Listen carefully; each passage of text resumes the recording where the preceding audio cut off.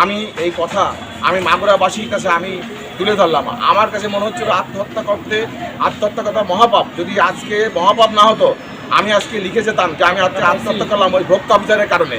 আমাকে যে আমি কোনোদিন কোনো অবস্থাতেই আমি কোনো টেন্ডারবাজির সাথে জড়িত থাকি না, আমি কোনো 2 নম্বর ব্যবসার সাথে জড়িত থাকি না। আমি সৎভাবে 37 বছর ধরে আমি ব্যবসা করে যাচ্ছি মাগুরা। এখানে মাগুরার কিছু সাংবাদিক ভাইয়েরা আমাকে গুন্ডা চিনে থাকলে পারে, উনি ওই সংবাদটা গ্রহণ করতো না। আমার কোম্পানিতে 100 থেকে 200 গ্রাম গ্যাস কোম্পানি যেটা সিল করা ছিল, সেই কোম্পানির লোককে আমি মুঙ্গার থেকে এবং ঢাকার থেকে ডেকে নিয়ে এসে 200 গ্রাম গ্যাস কম ছিল সেটাকে আমি দেখাইছি। এবং আমার জীবন দশায় কোনোদিনও আমি এই কাজ করবো না, এবং কোম্পানিও কোনো গ্যাস কম দেয় না।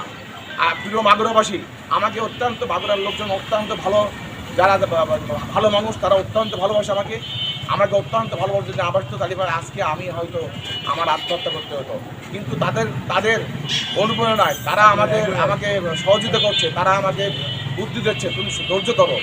ওই ভোক্তা অফিসার আমার সাথে যে ভিতরে যে আচরণগুলো করছে, আমি আমার ব্যবসায়িক জীবনে এরকম আচরণ কখনো দেখি নাই।